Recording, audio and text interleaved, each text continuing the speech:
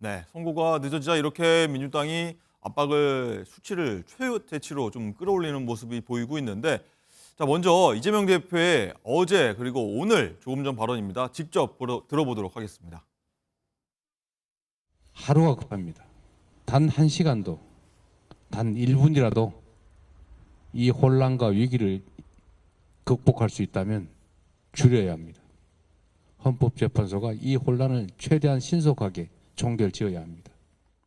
윤석열 정권의 실정과 12.3 계엄이 끝내 나라 전체를 망가뜨리고 있습니다. 스웨덴의 민주주의 다양성 연구소가 우리나라를 2년 연속 독재화 진행 국가로 평가했습니다. 이런 망신이 없습니다. 정상적인 리더십을 회복해야만 지금의 위기도 돌파할 수가 있습니다.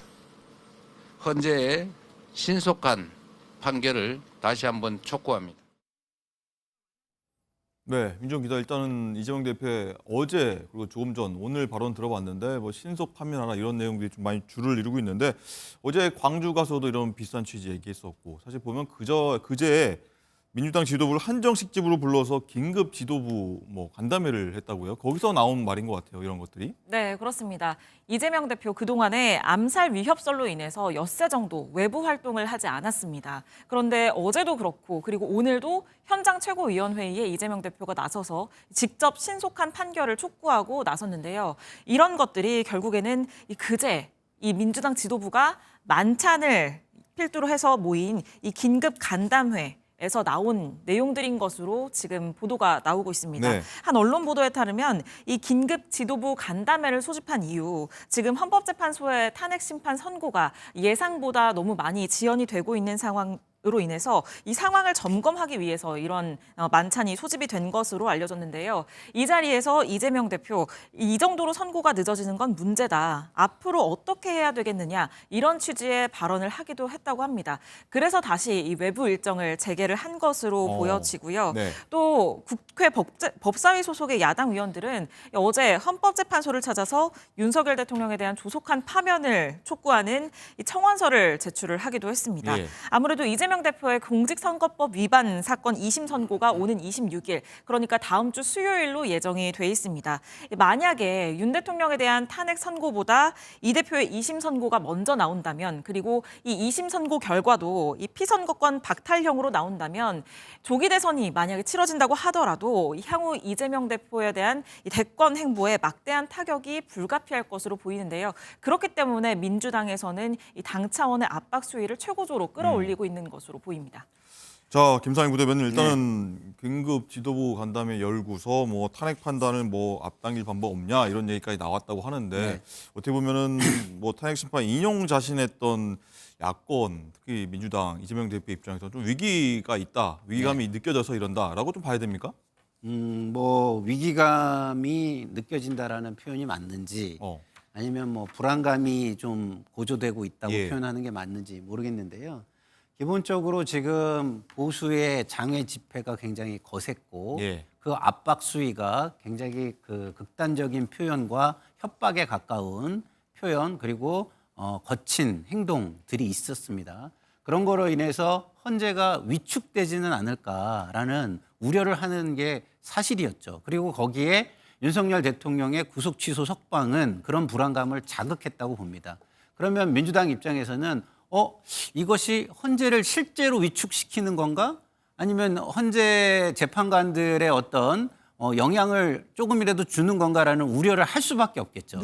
그러면 이것에 대한 맞대응 차원으로 그리고 헌재를 좀 보호하고 그다음에 헌재 재판관들의 독립적인 판단을 할 수 있게 어떤 밖에서의 세를 균형을 맞춰주는 차원으로 맞대응에 나서지 않을 수 없지 않았을까 저는 이런 생각이 들고요. 이것은 그래서 맞대응 차원으로 봐야지 아니 기존의 보수 집회가 그렇게 극하게 이루어진 것을 감안하지 않고 민주당이 뭐 헌재 압박을 위해 나섰다 이렇게만 얘기하는 거는 저는 어떤 균형을 좀 잃은 평가가 아닌가 이런 생각이 듭니다. 네. 자, 김광삼 변호사님, 이재명 대표가 어제 또 SNS에 이유 없이 선거가 지연되고 있다. 이 국민이 납득할까라고는 글을 올려서 계속 신속한 파면을 요구하고 있거든요. 일단 이 탄핵 심판 선고가 늦어지면서 가장 불안하고 당황한 것은 일본의 이재명 대표죠. 두 번째는 이제 민주당이에요. 그 이유는 여러 가지겠지만 일단 8대 0이라고 굉장히 자신 있어 하지 않았습니까? 근데 8대 0으로 나올 건데 뭐 그렇게 불안한지 모르겠어요. 불안한 요소는 두 가지죠. 첫 번째는 행여 이재명 대표 선거보다도 뒤에 나올 수 있지 않을까. 일주일 뒤에 있을 2심 선고. 네. 그리고 이게 굉장히 늦어지면서 뭔가 헌재에는 내부 사정이 있다, 속 사정이 있다. 그래서 결국 이게 기각으로 가는 게 아니야에 대한 불안감이 있기 때문에 지금 기다리지 못하고 지금 그렇게 체근된다 저는 이렇게 봅니다. 그런데 지금 헌재에서 그 민주당이 말하는 것처럼 8대 0이라고 한다면 이렇게 늦어질 이유가 있겠습니까? 내부에서 뭔가 굉장히 의견이 대립되고 경우에는 기각과 각하의 가능성이 제가 볼 때는 상당히 많이 있지 않을까 싶어요. 이제 그러다 보니까 지금 굉장히 당황하고 빨리 선고를 내려달라고 얘기를 계속 촉구를 하고 있는데 그러면 기각이나 각하도 좋으니까 빨리 내려달라는 얘기인지 모르겠어요. 결과적으로 헌재는 지금 선고를 할 수 있는 성숙하게 지금 의견이랄지 그런 것이 무르익지 않았거든요. 그런데 아직 지금 논의 평의하고 하는 중인데 헌재도 빨리 선고하고 싶겠죠. 근데 선고할 수 있는 지금 상황이 안 되고 있는 거예요. 근데 계속 체근된다고 그래서 이게 과연 판결이 바로 나올까요? 저는 그렇지 않다고 보고 보니까 그 김용민 의원이 시간은 윤석열 편이라는 얘기를 했더라고요. 네. 근데 제가 방송에서 계속 했던 이야기입니다. 그리고 시간이 지날수록 결과적으로 따지면 기각이나 각하의 경우의 수가 확률이 높아질 것이다. 이렇게 보시는군요. 그렇죠. 왜냐하면 인용으로 쏠려 있다고 한다면 이렇게 시간을 끌 이유가 없죠. 그래서 각하나 기각이 되려고 하면 3명만 그쪽에 찬성하면 되는 거거든요. 그렇기 때문에 사실 3명이라는 숫자가 그렇게 많은 숫자가 아니에요. 그래서 이렇게 헌재 내에서 엄청난 논란이 있었다는 것 자체는 예. 제가 볼 때는 논란이 있기 때문에 선거를 못하고 있다는 것은 윤 대통령 측에 좀 상당히 유리한 방향으로 가고 있지 않을까라는 추측을 해볼 수 있다고 봅니다. 네. 김상희 부대변인 네. 바로 이어서 질문 드려야 될 것 같습니다. 자연스럽게 시간은 윤석열 대통령의 편이다. 또 하나 이재명 대표 2심 다음 주 선거보다 좀 늦춰져서 민주당 이재명 대표가 위기감 혹은 불안감을 가진 거 아니냐. 두 가지 좀 맞물린 개념인데 어떻게 동의 좀 하십니까? 다른 의견 갖고 있습니까? 일단 이재명 대표의 선고보다 늦어졌을 경우에 예. 이재명 대표 측에서는 본인의 불리함이 커진다. 이런 부분에 대한 그 어떤 불안감 이런 거는 저는 있을 거라고 보고요. 예. 그러나 시간이 늦어지면 윤석열 대통령의 편이 된다. 이 부분에 대해서는 저는 좀 약간 다른 생각을 가지고 있습니다. 왜냐하면 기본적으로 윤석열의 시간이 윤석열의 편이다. 이런 건 무엇이냐면 헌재 재판관들의 판단이 시간이 지나면 지날수록 외부의 영향을 받을 것이다. 이거에 기초한 것이거든요. 그러면 윤석열 대통령이 지금 석방돼서 나와 있으니까 많은 영향력을 더 행사할 수 있지 않습니까? 보이게 안 보이게 그런 부분들이 영향을 미칠 것이다라는 외부 건데 영향력을 측면에서 보시는 것이다. 그래서 고위직들은 원래 구속 수사를 해야 된다고 우리가 얘기를 하는 거거든요. 밖에 있으면 그 영향이라는 게 증거 인멸 쪽으로 그리고 주변에 있는 사람들이 그런 말맞추기 쪽으로 더 움직이게 되는 그 성향을 과거에도 많이 가지고 있었기 때문에 우리가 어떤 고위직에 있는 사람들은 구속 수사의 필요성을 우리가 강조하는 것입니다. 그래서 그런 것을 이야기하는 것 같은데 그거는 헌재 재판관들이 오랜 동안 재판을 한 분이라는 걸 너무 무시하는 얘기라고 저는 봐요. 그래서 기본적으로는 영향이 전혀 없진 않겠지만 그 영향은 저는 개별 의견을 어느 정도 내는 정도까지로 제한될 것이다라고 저는 봅니다. 그런 것을 저는 믿어야 된다고 보는데 네. 그럼 왜 지금 이렇게 밖으로 나와서 이렇게 하느냐는 제가 좀 전에 얘기한 것처럼 상대방이 굉장히 그런 분위기를 거세게 지금 보여주고 있기 때문에 헌재가 어떤 판단을 하는데 상당히 위축될 가능성은 있는 겁니다. 굉장히 우려하고 위축되고 그렇기 때문에 그런 것들을 최소화하기 위해서 좀 더 판결문을 논란 없게 쓰려고 하고 그다음에 시기도 그런 것들이 최소화하는 시기를 정하려는 시도가 있을 수 있죠. 그래서 그런 부분에 대해서 헌재 쪽이 좀 그 부담을 덜게 하기 위해서 맞대응을 안 할 수 없다라는 차원이라고 저는 봅니다. 알겠습니다. 어쨌든 시간은 윤석열 대통령의 편이다를 두고서 이렇게 다양한 해석이 나온다는 점도 시청자 여러분도 한번 감안하셨을 것 같습니다. 자, 상황이 이렇다 보니까 민주당은 최상목 대행에 대해서 이제 마은혁 재판관 후보자를 임명하라 이렇게 어제 그리고 오늘 조금 전에도 최후 통첩을 했고요. 국민의힘은 또 여기에 대라 맞받아쳤습니다. 어떤 얘기인지 한번 들어보시죠. 최상목 부총리는 이승만, 윤석열에 이어 역대 3번째로 많은 거부권을 행사하는 진기록을 세우며 윤석열 아바테라는 사실을 입증했습니다. 축하드려야 될까요? 최상목 부총리부터 헌재 결정을 존중하고 수용하는 솔선수범을 보이십시오. 헌재 결정에 따라 오늘 안에 마은혁 재판관을 임명하십시오. 지금 민주당이 마은혁 후보자의 임명을 이렇게 간절하게 또 절박하게 요구하면서 압박을 가하는 것은 결국 헌법재판소에서의 결정이 본인들의 뜻에 따라서 지금 진행되지 않는다는 그러한 내용을 거꾸로 드러내는 그런 모습이라고 생각을 합니다. 네, 쭉 들어보셨는데 윤정 기자, 일단 박찬대 민주당 원내대표에게 들어보면은 이 최상목 대행이 이 마은혁 재판관을 오늘 임명하지 않으면 탄핵하겠다 이렇게 좀 요약할 수 있을 것 같은데요. 네, 그런 뉘앙스로 읽히는 대목입니다. 네. 일단 오늘까지 마은혁 후보자를 임명하라고 최후 통첩을 한 상황이고요. 또 민주당 내 김용민 의원은 이 최상목 권한대행을 즉시 탄핵해서 헌법 질서를 수호해야 한다. 이렇게 공개적으로 최 대행을 탄핵해야 한다. 이렇게 얘기를 하고 네. 있는 상황입니다. 민주당은 당초에는 8대 0으로 인용이 될 것이다. 이렇게 확신을 하고 있었지만 탄핵 심판 선고가 예상보다 늦어지면서 지금 현재 5대 3으로 기각 혹은 각하가 되는 것 아니냐. 이런 불안감도 당내에 있는 것은 사실인데요. 지금 그런 상황인 만큼 진보 성향인 마 후보자가 임명이 돼서 구인 체제가 완성이 되게 되면 3명이 반대를 하더라도 인용 결정, 6명의 찬성으로 인용 결정을 이끌어낼 수 있다고 보기 때문에 지금 이런 최후 통첩을 한 것이다. 이런 분석이 힘을 얻고 있습니다. 여기에 대해서 국민의힘은 민주당이 헌법재판소에는 윤석열 대통령 탄핵 인용을, 정부에는 마은혁 헌법재판관 임명을 겁박하고 있다라면서 네. 민주당이 국가와 국민 위에 군림하려 하고 있다고 비판하고 있습니다. 네, 자 김당희 부대변인 일단 마은혁 후보자를 임명하면은 사실 뭐 갱신 절차도 다시 밟아야 되면서 이 빠른 선거는 더더욱 어려워지는 뭐 그렇죠. 사실 한 달, 2달도 밀릴 수 있는 사안인데 민주당이 이 시점에서 마은혁 재판관 카드를 다시 꺼낸 이유는 뭐라고 봐야 됩니까? 속내는요? 그러니까 불리한 이슈가 아니니까 주장을 하는 겁니다. 기본적으로는 가장 중요한 거는 빠른 탄핵이죠.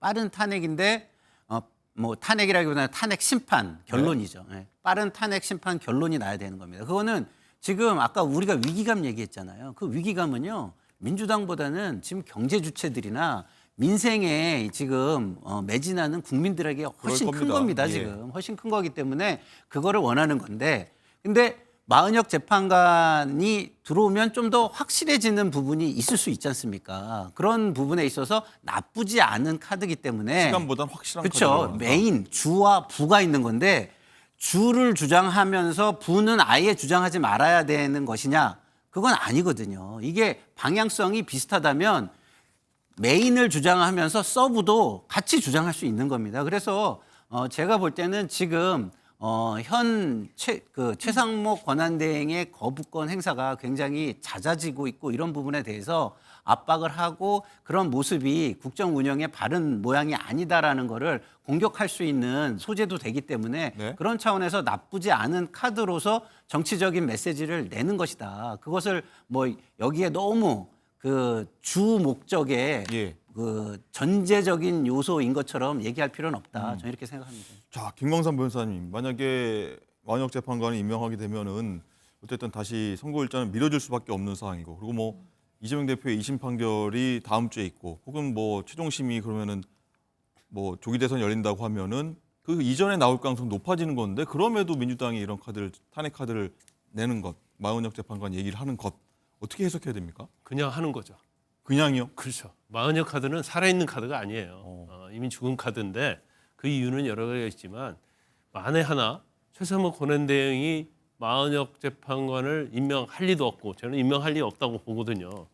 그런데 임명한다고 그래서 헌재에서 지금 이미 변론 종결을 했잖아요. 지금 평의를 몇 번 했어요. 10번 이상 했잖아요. 그런데 여기에 마흔역 재판관을 포함을 시킨다? 그건 제가 볼 때는 불가능한 거예요. 그래서 이 상태에서 선고는 나게 돼 있다는 거고. 네.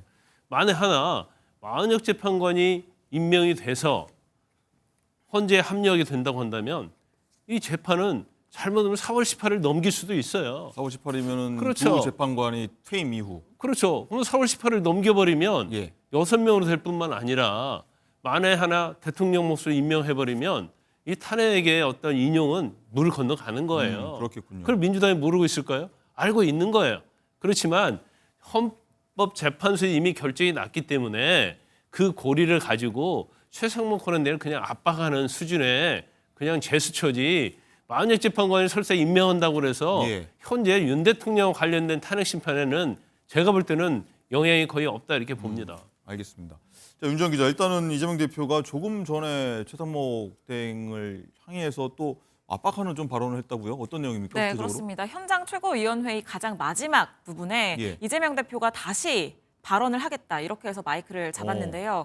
이 아무래도 광화문에서 현장 최고위원회의를 하고 있기 때문에 최상목 대행이 지금 업무를 보고 있는 정부 청사와 지근거리입니다. 그렇죠. 이런 점을 의식한 것으로 보이기도 하는데 굉장히 수위 높은 발언이 나왔습니다. 이재명 대표는 이 최상목 권한대행에 대해서 이 직무유기 현행범이다. 이렇게 오. 얘기를 하면서 최상목 대통령 직무대행은 지금 이 순간부터 국민 누구나 직무유기 현행범으로 체포가 가능하기 때문에 몸조심하기 바란다. 이렇게 얘기를 했습니다. 네. 자, 김광삼 변호사님, 이거 참 체크를 해야 될 것 같은데 직무유기 현행범으로 체포가 가능한 부분입니까? 어떻습니까? 지금 과도한 이야기죠. 예. 제가 볼 때는 직무유기죄 해당이 되지 않아요. 임명을 지금 보류하고 있는 거고 설사 임명하지 않는다 하더라도 그건 이제 대통령 권한대행의 권한 범위 내에 속하는 거기 때문에 네. 저거 제가 100% 장담을 합니다. 직무유기로 아마 고발을 시민단체 했을 거예요.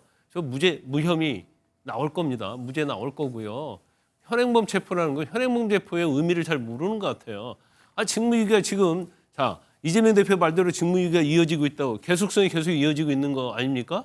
근데 직무유기로 현행범 체포한 사례가 대한민국 역사에 한 번도 없어요.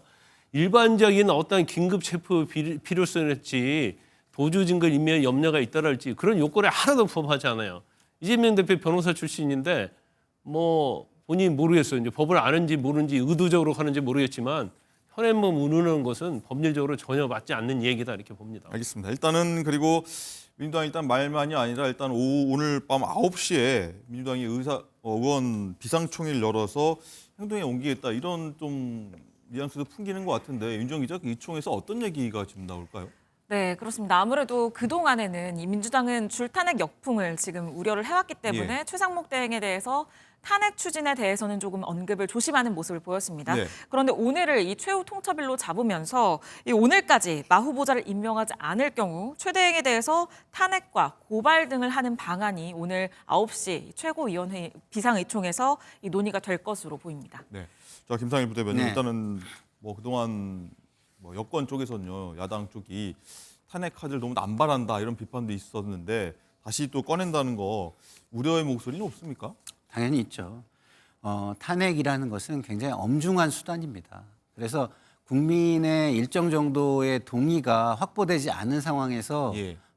활용을 하게 되면 다시 말해서 남용을 한다고 국민이 예. 느끼게 되면 역풍이 부는 것입니다. 그렇기 때문에 최대한 노력하고 최대한 호소하고 그리고 국민들의 어떤 동의가 어느 정도 확보된다고 생각하고 이게 최후의 수단이다라고 느껴질 때 하는 것이 저는 맞다고 예. 보고요. 같은 논리로 대통령의 계엄도 마찬가지입니다. 남용돼서는 안 되는 권한이에요. 그래서 헌재에서는 이 탄핵 남용에 대해서 굉장히 엄격한 잣대로 그것에 대한 엄정한 판결을 내렸거든요. 그러면은 계엄에 대해서도 계엄 남용에 대해서도 저는 헌재는 엄격한 그 판단을 할 거라고 저는 봅니다. 그래서 그거를 일단은 믿고 그거에 맞춰 가지고 행동을 하는 게 저는 맞다고 보고요.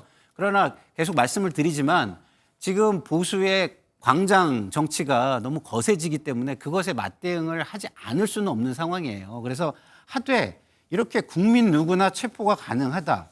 이건 굉장히 선동적인 발언이거든요. 국민들 특히 지지층을 굉장히 자극할 수 있는 말인데 이렇게 자극을 해가지고 그 굉장히 예측이 불가능한 불행한 어떤 일들이 벌어지게 되거나 이러면 이 뒷감당을 할 수가 없는 겁니다. 그래서 지도자들은 이런 얘기는 좀 제발 하지 않았으면 좋겠고요. 좀 네. 전에 우리 김광산 변호사님 말씀대로 이런 어떤 최상목 그 권한대행에 관한 것도요. 이게 위법일 수는 있어요. 직무유기가. 그래서 탄핵 요건은 될 수 있을지 모르지만 불법이 될 수는 없거든요. 그래서 형사처벌은 저도 김광선 변호사님 말씀대로 좀 불가능할 거로 저는 보기 때문에 네. 예, 그렇게 본다면 이건 단순 선동적인 발언으로 볼 수 있어서 이런 건 좀 자제하는 게 좋겠다 이런 생각이 듭니다. 자막으로 나가고 있는 최상목 대행 몸 조심하시길 직무유기 현행범 체포 가능하다는 발언 바로 조금 전에 들어왔다고 합니다. 한번 직접 들어보시죠. 이게 국민들의 모범이 되어야 될 최상위 공직자가 아예 대놓고 그것도 상당 기간 헌법재판소 판결까지 났는데도 헌법상 의무를 이행하지 않는 행위는 결코 용서받을 수 없습니다. 최상목 대통령 직무대행은 지금 이 순간부터 국민 누구나 직무유기 현행범으로 체포할 수 있기 때문에 몸조심하기 바랍니다. 네, 굉장히 강경한 발언인데요. 그리고 좀 전에 지금 이재명 대표 발언했던 모습을 좀 띄워주셨으면 좋겠는데 보시면 이재명 대표가 이제 뭐 목까지 올라오는 티셔츠를 입고서 안쪽에 검정색 조끼 같은 걸 입었는데 이게 보니까 어제부터 사실 방탄복을 입고 있다. 뭐 이재명 대표에 대한 테러 위협이 들어와서 방탄복을 입고 있다. 이렇게 보이는데 윤정 기자 지금 방탄복이 맞습니까?